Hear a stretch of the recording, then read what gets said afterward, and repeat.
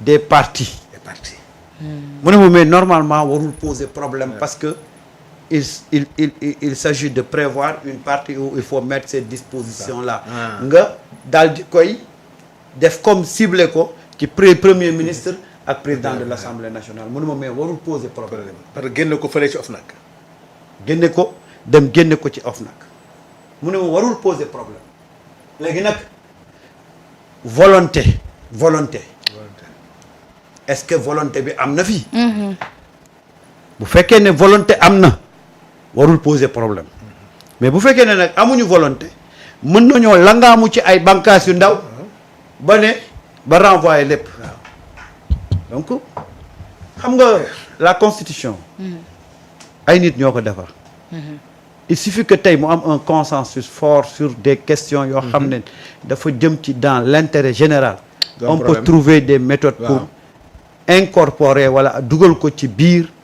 constitution bi maintenant nag entre li nit ñi di wax ak la ñuy bëgg a def au fond il y a toujours une différence mais comment tu peux accepter tey situation économique du Sénégal fi mu toll ñu ne la parce que le ministre de la justice l'a dit que on va faire un référendum déjà man xam naa ne du def référendum et finalement ñu génn ci référendum mais xam naa ne du def référendum mais démb bi mu ñëwee waxaat na ko mais comment on peut faire un référendum juste pour demander aux Sénégalais est-ce que le président peut faire une déclaration de patrimoine buy dugg ak buy génn c'est ça 100% sénégalais nga bëgg ci mobiliser 15 milliards ça veut dire que nañ defoon ba le passé annoncé référendum te defuñ ko noonu la ñuy defaat bii nii mais bii nag la particularité aujourd'hui c'est que le président est dos au mur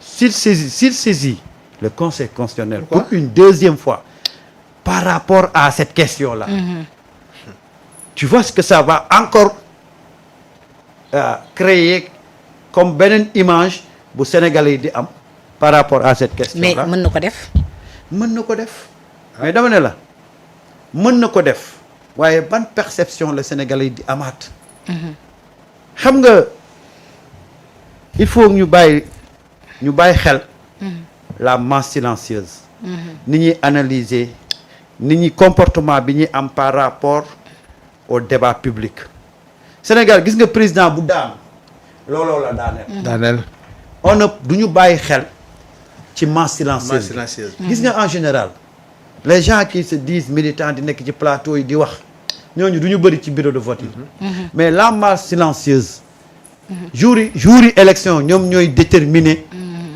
le choix te masse silencieuse boobu nag dañuy toog di observer di juger Ablaye Wade li ko rey bokk na ci perception bi cette masse silencieuse amoon ba mu ne maa waxoon waxeet Macky Sall li ko gën a rey bokk na ci perception bi masse silencieuse boobu amoon par rapport à ces événements par rapport aux gosses qui ont été tués par rapport à sa position de ni oui ni non bi ñu ñëwee cette masse silencieuse a fait la différence tey masse silencieuse boobu moo delluwaat bi ñu yóbbee mbir mi Assemblée nationale pour parler de déclaration de patrimoine booy dugg ak booy génn masse silencieuse boobu tey ñoo toog di am benn perception par rapport ak la bonne gouvernance la transparence par rapport ak li nga xam ne moom mooy les deniers publics te masse silencieuse boobu nag saa waay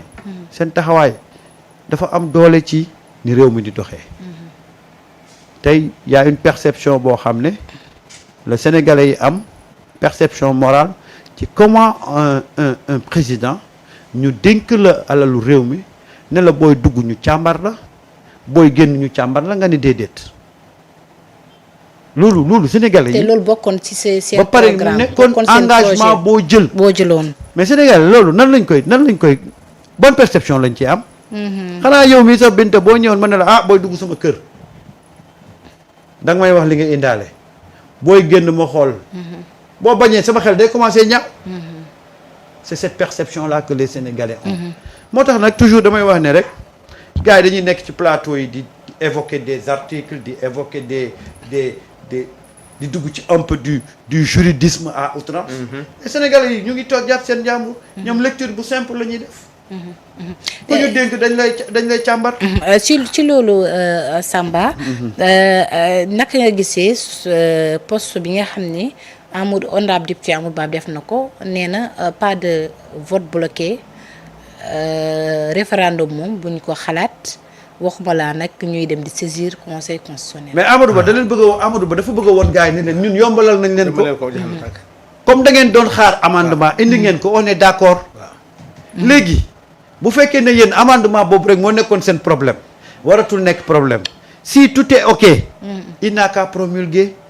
c'est que dafa leen di faciliter la tâche dafay bañ ñu langaamu ci beneen prétexte pour di soit ñu annuler affaire bi wala soit ñu yóbbu ko ci ay échange yoo xam ne kenn du xam wala soit ñu teg ko ci loo xam ne duñ ko mos a def parce que quand on parle de référendum ça veut dire que c'est mort. c'est vrai. ils vont jamais faire de référendum. amul date. tey Amadou Ba li mu leen woon mooy la ngeen doon wut léegi yombalal nañ leen ko. te bu fekkee ne yéen loolu rek a nekkoon seen problème. nekkatul problème. léegi nag ni ngeen di def mooy promulguer leen rek. léegi ñu xool. le passif n'a pas un problème de transparence. Sanu ci loolu aussi bu fekkee ki nga xam ne moom moo di njiité réew mi dafa saisir conseil constitutionnel lan moo foo nar a tukkee comme que si biir article 37 bi li nga xam ne moom moo di président premier ministre nekkuñu si. waaw mais xam nga man franchement parler dañ ne kaddu mooy tënk nit. ministre de la Justice bi mu ñëwee dafa ne ci première proposition modification bi dafa ne. président bañul. déclaration à l'entrée à la sortie moo ko wax. mu ne président bañul. xëy na leneen li ci yokkoon moo doon problème bi. mais cette fois-ci comme que président amendement bi. bañu ko da ci yokk. nañ ci boole PM ak président assemblée. assemblée yombalal na ko d'accord nañu. kon looy saisir conseil constitutionnel. amul benn problème. léegi après lu ñu ci war a modifier après ñu modifier ko après. mais yow article bi nii ni ñu ko bindee.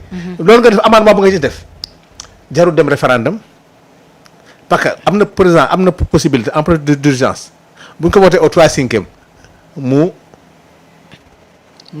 promulgué ko. waaw mais gis nañ ko bi passé amoon ngeen. waaw mais attends nag. foofu nag bu amee nag sénégalais yi di leen wax ak président xam nga lu tax. président yi moo ne d'accord na déclaration à la sortie wante du man rek boole leen ci PM ak président ñu ne ko waaw d'accord nañ ci boole leen ci kon looy wuti référendum 15 milliards da nag référendum boo xam ne bu la neexee nga toog ba sa fin mandat def ko xam nga loolu kon. en réalité c'est ça. ah kon loolu. parce que référendum. fixé amul après amul app. tey bu ñu d'accord rek mu ne waa d'accord léegi kii nañ ko léegi dama koy yóbbu référendum. après doo ko mën a kañ la.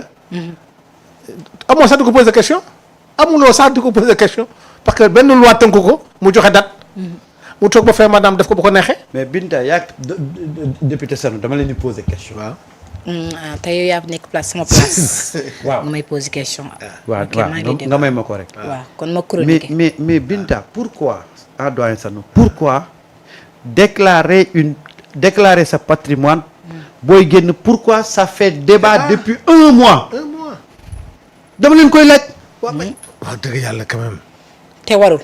mais Binta. lan moo nekk qu'est-ce qu'il y a derrière qu'est-ce qu'il y a. xam nga question bu tëbal mooy lan. mooy association bu ñu créé rek maag Samba ñu xëccoo trésorier Binta dina ne waaw yéen président ak nu mu neexee ak vice président ngeen di xëccoo trésorier xanaa bëgg leen jàmm. waaw mais man Binta dama lay laaj Binta loo ci xalaat. boo ma posé question. lu waa joxoon. lu muy président la daal waaw kilifa gi la. xam nga suñu président la. waaw non Sanu est-ce que on se rend. c'est-à-dire que il faut wax que dëgg ñu yàlla taxaw. et puis ñun ñoo voté. il faut ñu taxaw nag il faut ñu taxaw sur une question. pourquoi depuis un mois. ñu taxaw ci la tax président yow def nga déclaration booy dugg booy génn nga war koo def. mais depuis un mois. Ça pose booy génn war koo def pose problème. te waru poser problème parce que yaa ñu ko digoon ko askan wi. waaw wax dëgg donc est-ce que war na mën a jur polémique bi est-ce que waroon nañ toog ci plateau yi di ko waxtaanee. surtout loolu sax aussi moom sax mu gën ko taaral. taaral bi mooy nee na boole leen ci sama premier ministre ak président assemblée. assemblée nag ñu ne ko waaye wax dëgg yàlla yow bëgg nga lu leer léegi. bëgg nga lu leer. kon boog président sénégalais yi ñu ngi lay ñaan lundi mardi bu ñu voté loi bi. bu ñëw Abdou Sonko voté loi bi. na nga ko promulguer. Sénégal taluñu référendum. taluñu déglu conseil constitutionnel li nga bëggoon daal. am nga ko. ñëw Abdou Sonko defal nañ la ko. man daal loolu laa gëm Binta. leneen nag lu ci laxasu. ñoo xam ne politique ñëwaat na. ah. yéeme na alors suñu invité. te répondre sama question bi de. pourtant répondre naa la wax naa la. waaw waxoon na ñoom ñoo ñu ko diggoon. waaw te gor ca wax ja. te dafa mel ni waroon nañ mën a jël exemple ju fi xewoon parce que gis ni ki nga xam ne moo di maître Abdoulaye Wade Samba. Binta baal tafale Binta. président lay waxal moo tax. rek ma neutre ma toog noppi. waaw.